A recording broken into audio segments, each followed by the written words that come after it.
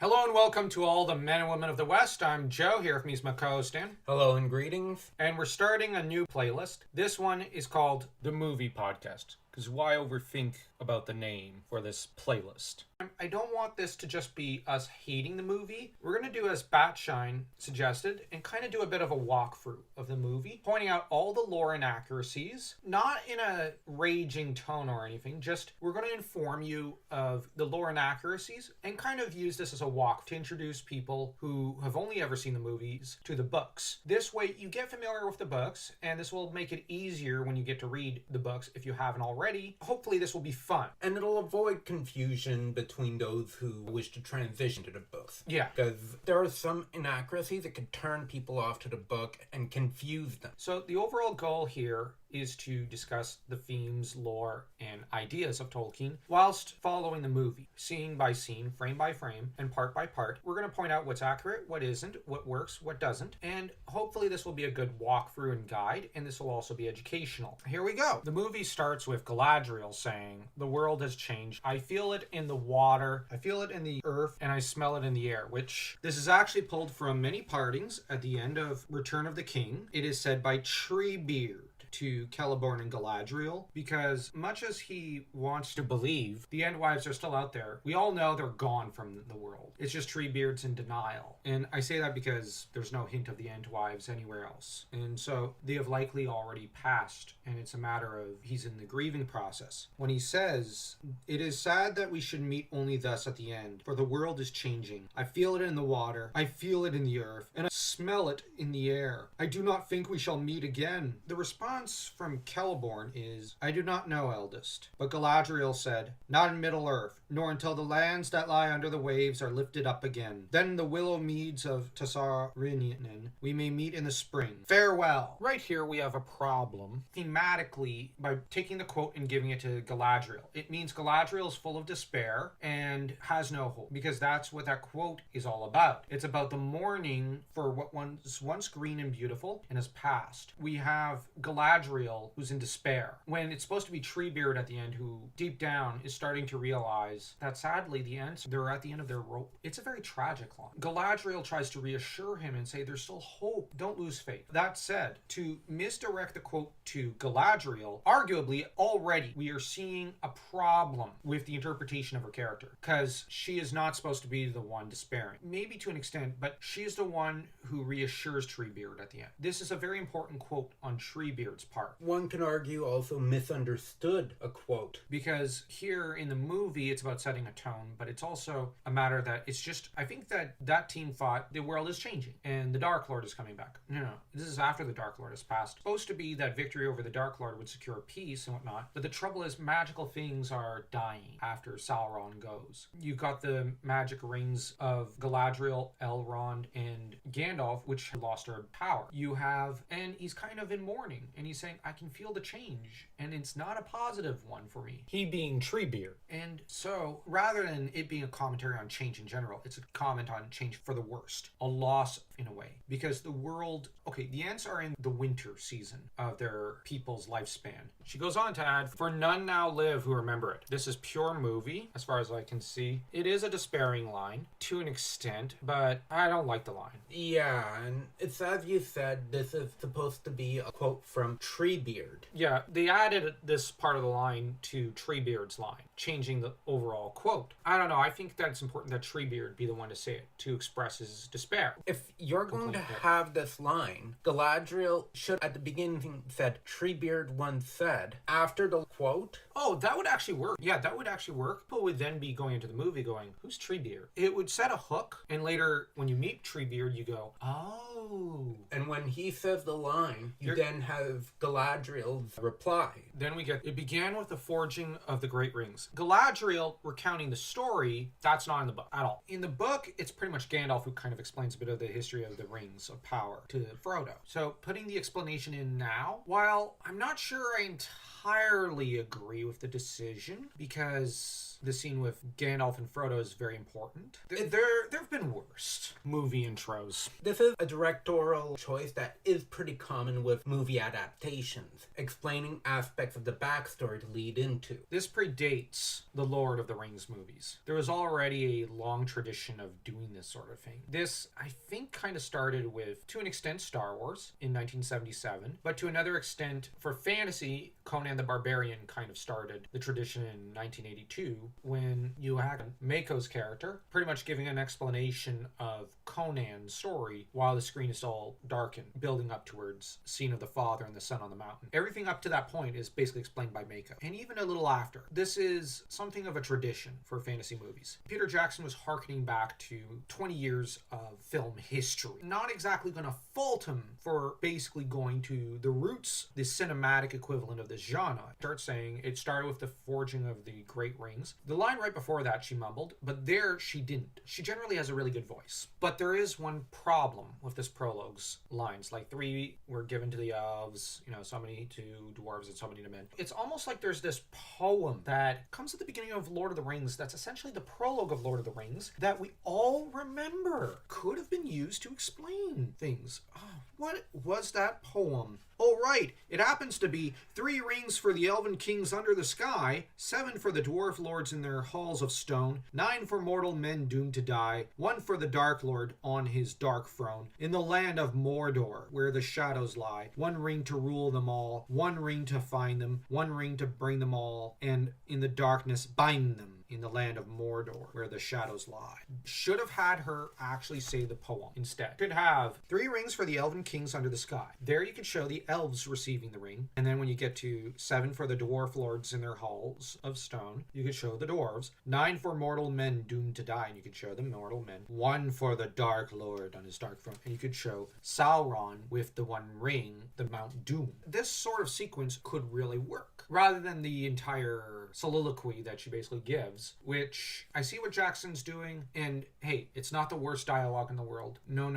There's far worse dialogue out there. Let's just be honest. Problem with Galadriel saying, 9 went to mortal men, who above all else desire power. There's a contempt in her voice for mortal men. And I think that this is a marked contrast to Galadriel's character. In the book, Galadriel is essentially the goddess in Campbellian terms, the encounter of the goddess, so to speak, that the heroes on the hero's journey encounter. But on the other hand, she is the Lady of Lothlorien. She has seen, yes, bad men rise, but she's also seen good men rise. She's seen good men become corrupted, bad men redeemed. She's kind of seen it all. She has come to know them and that they're a very varied race. And we are. Mortal men are foolish. It's part of the human condition. We are a foolish race. But on the other hand, we are a beautiful race, just as we can be a horrid one at times. For every bad man you see, there's a good man. Or for every bad woman you see, there's a good woman. At least that's my opinion. The thing here is that there's a lack of nuance to the way the line is said by Galadriel. Whereas if we had just stuck with the Tolkienian poem, 9 mortal men doomed to die, if she says it in a sorrowful tone, that would be even more deep and beautiful in a way. As sorrow plays a large role in Tolkien's works. My primary issue is when she said the line to describe the dwarves. That was a mouthful. Felt like, yeah, we already know that dwarves go mining and whatnot. Yeah. But that line felt like... By the way, guys, these are the dwarves. In your D&D sessions, don't forget that they like mining, forging, and blacksmithing, and carpentry, and all other blue-collar works. So, Baseball's line by Dark Helmet. Did you get all that? When she said the additional line for the elves, yeah, it sounded a bit... could come across as a little lyrical, but here it's out of tune. Galadriel then goes on to say that within each ring was the power to govern each race. No, like, it doesn't give you, oh, I have this ring of power, I now control all mortal men around me. No, there's a lot of nuance to these rings. It's more like influence. For example, Gandalf could inspire hope in people. Well, he has the spirit of hope as a Loren, the Maiar of hope. That is to say, a bit of the saint or angel of hope or whatever, or god. Because Gandalf has connotations, yes, with Odin, but also with the figure of Kairos, Zeus's son, who is the god of hope. This bit about controlling your race, like I said, it lacks nuance. I'm not going to attack the movie here. It's more about influence, but you also have, for example, Galadriel's ring allows her to preserve Lothlorien and the forest around her. Elrond's ring is about preserving Rivendell to an extent. It's about preservation of things. The 9 rings given to mortal men was meant to extend their lifespan to an extent, at least officially. Allowed them increased vigor and charm and influence and longevity. So it's more like your already existing abilities are enhanced to an extent, and your already existing charm is enhanced, but you don't actually have control over anyone or anything. This seems like a very weird line. We then get to they're all deceived, for Sauron forged his own ring, a master ring. He forged the golden shirt in the depths of Playtech and ended up pouring his hatred and malice into it. Oh, wait, a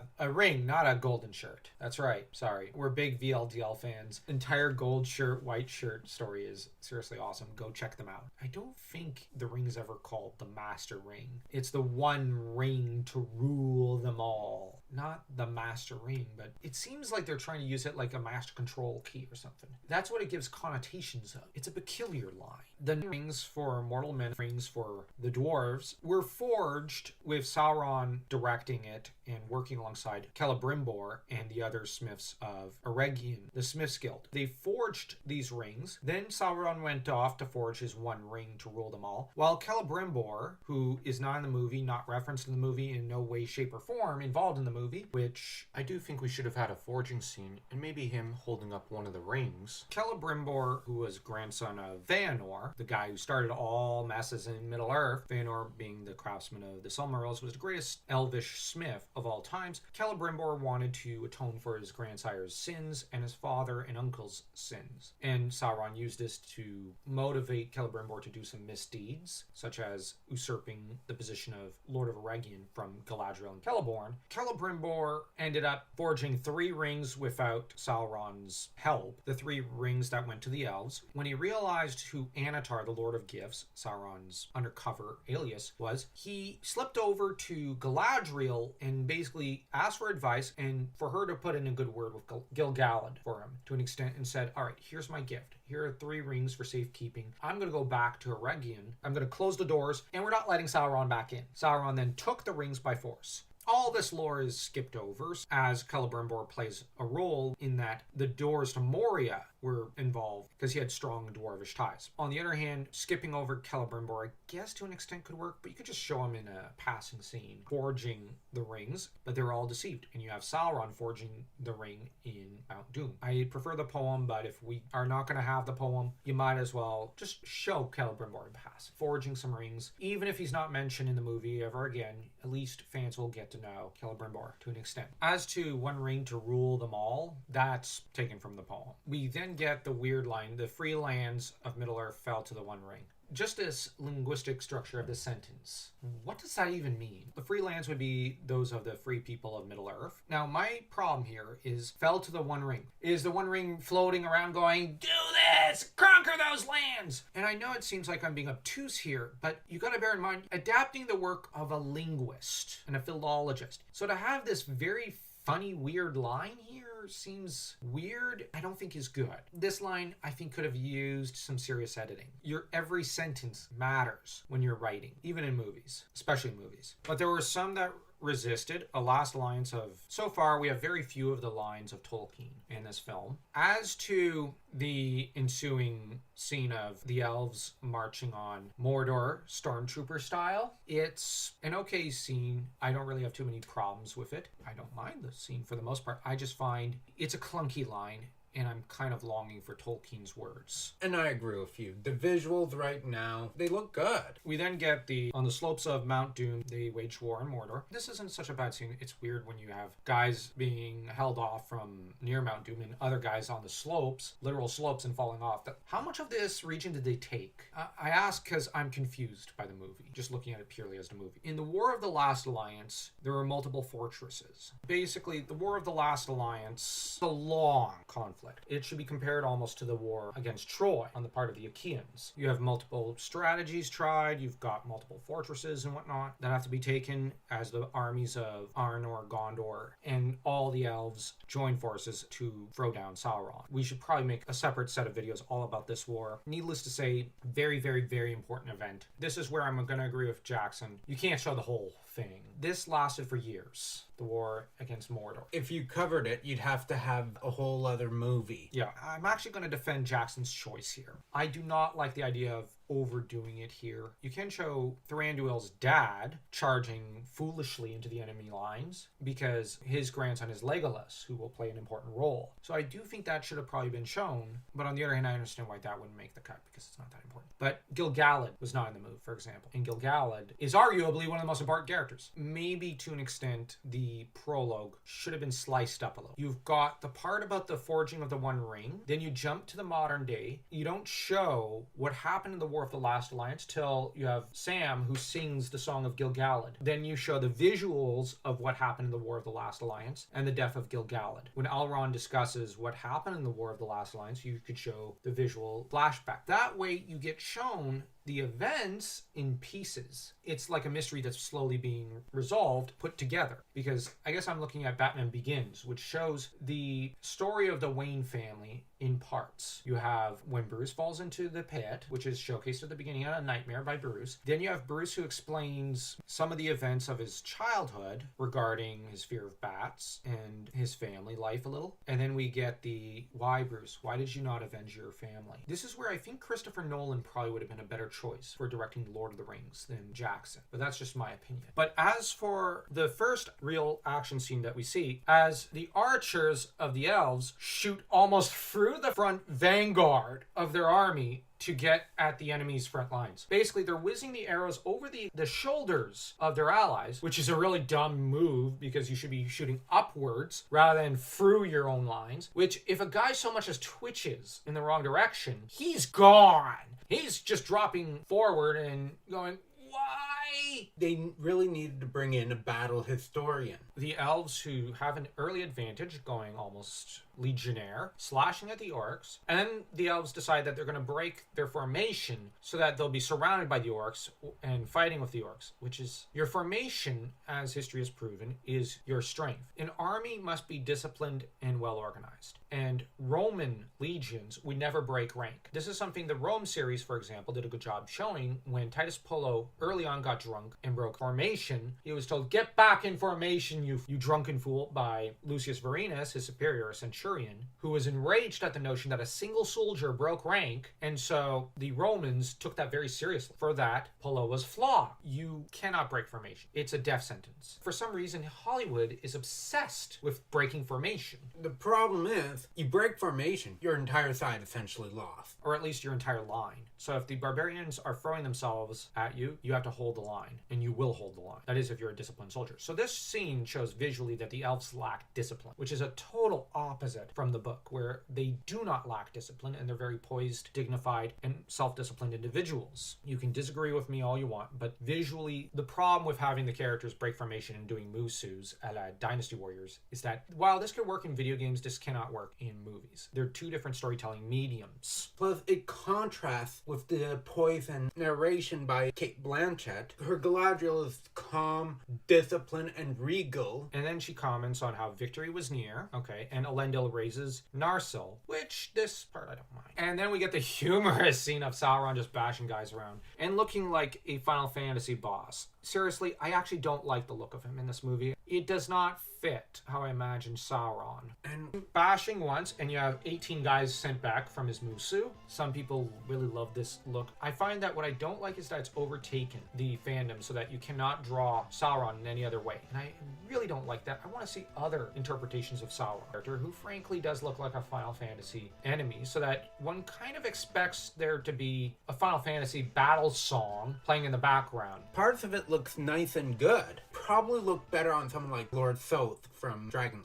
I guess, although that said, there are characters who look great in this film. I mean, look at Elendil. He looks great. You look at even the elf armor and whatnot. I really do like. There's visual candy that we have to praise. The One Ring looks great. Can't deny that. What I cannot forgive this scene for doing, though, is the one shot, Elendil's down. When Elendil and Gil-galad basically did, in the words of Men of the West, basically what Gil-galad and Elendil did was to do what Captain America and Bucky did against Iron Man in the Civil War movie. That is to say, they basically tag teamed him and defeated him that way. Having Elendil taken down in one hit basically turns Elendil from a incredibly important war king and someone who's very formidable into a laughing stock. Rather than going, this is Elendil, the tall, the High King. For those who haven't read the books, who is that guy? No one important. Yeah, that you should not be thinking that because Elendil is very important. It's Elendil who leads the remnants of the people of Numenor just before the downfall of Numenor and ends up founding Arnor, while his sons Anarion and Isildur found Gondor. The last alliance itself was forged between Elendil and Gil-galad. This is one of the most important characters of this part of the Legendarium. Gil-galad has not appeared in this film, which means he does not exist in the movie version. Elendil is the leader of the elves and men, as far as the movie goes, at least in context, because it's not connecting us with the idea of another leader for the elves. Maybe Elrond, but it's not clear. In the book, it's very clear. Then we get Isildur taking up the sword, Narsil, Sauron stepping on it and it breaking. But the difference is between the movie and the book is that Elendil fell, the sword broke under him. Sauron himself, though, already fallen, even as he basically had slain Elendil. Isildur, though, took up the hilt shard, that is to say, the part that's attached to the hilt, and cut off the One Ring for what he claimed to be Vergeld, rather than cutting the ring off when Sauron reaches out to,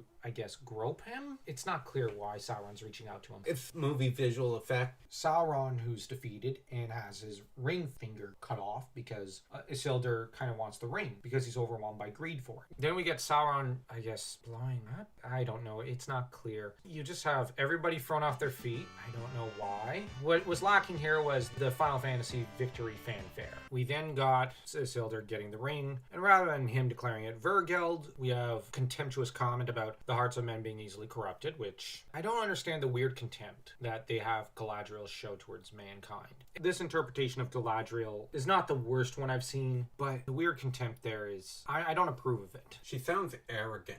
Yes. The thing about Galadriel is she starts off an arrogant character in the lore. She came to Middle-earth seek to rule a domain for herself. A lot of her actions were motivated by greed until the events of the War of the One Ring, when she was offered the One Ring, where she finally decides to retire back to the west and beg for forgiveness from the Valar. At the start, Galadriel was the most arrogant elf alive alongside Feanor, but she humbles herself. Over the ages, she's grown humble. But she did not have, by the time of the War of the One Ring, contempt for mankind. I must stress, this is not something she has. She's actually grown a lot humbler and even kindlier than she was in previous ages. She may have started off arrogant in the first age, but by the third age, she's a very different person.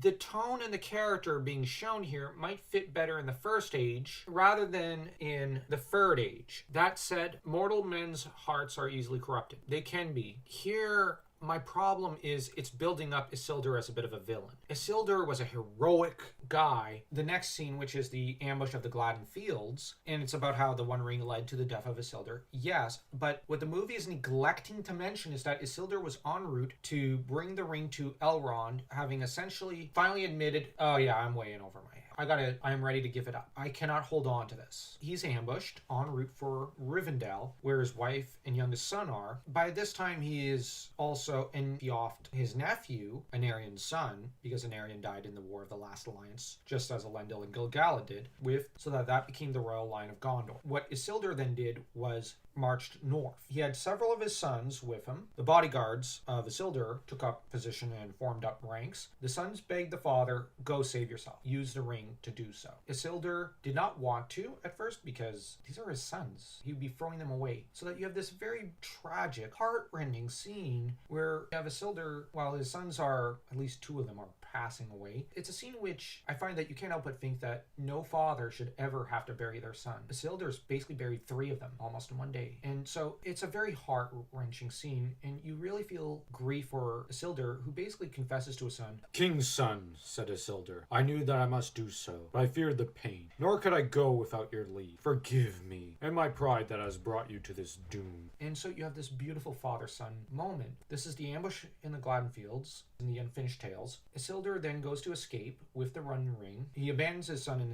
the remaining forces. Narsil, meanwhile, was sent off to Ilmadris, or Rivendell as it's also known, by messenger. Isildur escapes into the fens, but he gets caught up there and the One Ring slips from his finger and he's discovered. When it slips from his finger, it feels like a weight has been lifted from Isildur's shoulders. He is wholly redeemed in that moment. He's finished off by the orcs. As for Isildur's corpse, what became of it was likely discovered by Sauron, who likely had it disrespected, dishonored, and probably thrown into a furnace or something. He was not properly buried when he ought to have been. For such a great king and heroic figure who did things such as save a seed of the White Tree of Numenor, who fought nobly in the War of the Last Alliance time and again, and who overcame the loss of his brother and his father. If he was a true villain, he could have taken the throne of Gondor from his nephew. He could have crowned one of his own sons. Instead, he said no. So Isildur, not the monster the movie's making him out to be. He's a very deep character. He's not even an anti-hero. He's a hero. It's just the One Ring. So the movie is setting him up as a black heart, as a dark king. A bit more reminiscent of Merlin 1998's Uther Pendragon, rather than the complex figure we have from the book, who is deep down a very honorable man and a very, very tragic one. What are your thoughts on difference between screen and book? Knowing what little you explain of the book and comparing it to what's on screen confuses me a little. Yeah, because they don't actually show the suns falling or urging Isildur to escape and his entire last farewell to his son. I know you can't show everything, but there could have been a throwaway line about how his sons gave their lives to save their father, and you could have had Isildur just holding his son with tears in his eyes real quick before separating to escape. What would you have said showing that on screen? At least we'd have an idea of who Isildur is and this chain of events. But instead, you're just left to kind of go, oh, wow, I really don't like Isildur. He was a jerk. Why should I care about him? Yeah, you almost should feel contempt for him with the movie, right? You're like, that's what he gets. But in the book, no, you're left going, oh man, that poor guy. If only the One Ring had not begun to corrupt him. He was a good man. The movie does not show the nuance of the character, whereas the book, there's a lot of nuance with Isildur. And yes, the One Ring was lost for a time. This is made very clear. Now, this is where the movie does a good job. The darkened shadows of Mordor. I'm actually going to say this. I've actually seen some people complain that you can't see anything. It's the land of shadows. I actually agree with Jackson's decision to showcase it all in darkness because, yes. So thematically, I gotta agree with Jackson's directorial decision regarding the visuals of Mordor. Overall, I don't really have a complaint visually there. I agree with the visual decisions there. The look of the ambush of the Gladden Fields, yes, it must look like that. Except I think that actually they should have shown the Numenorians getting into formation and a quick exchange between father and son before father takes off. Just show that. Even 5 seconds. That's it. That said, while I do like the visuals of Mordor, I do like a lot of the visuals, and Cate Blanchett has a beautiful voice, let's be honest. The trouble is this is really long. This is taking so much time. You feel exhausted by the time the prologue's over because too much time in shadows. Every scene is shot in darkness. There are virtues to that, but the problem is it starts, I find, accelerating the melatonin in your system so that you're dozing off. And that's the problem. I hope we weren't too harsh for your taste by this time. It's just tone to an extent with Cate Blanchett. She could have maybe used another try at some of the narration, but just because the contempt and arrogance is a little intolerable. There's the lore inaccuracy and the dialogue inaccuracy. This is not the worst prologue out there. By no means. Dragonlance movie. Oh my gosh, that thing had the D&D prologue. Fantasy does not have the best history of prologues. This one visually is quite good. Anyways, tell us what you think in the comments section down below. And don't forget to smash that like and that subscribe button as though you were Sauron smashing High King not appearing in this film into itty bitty pieces.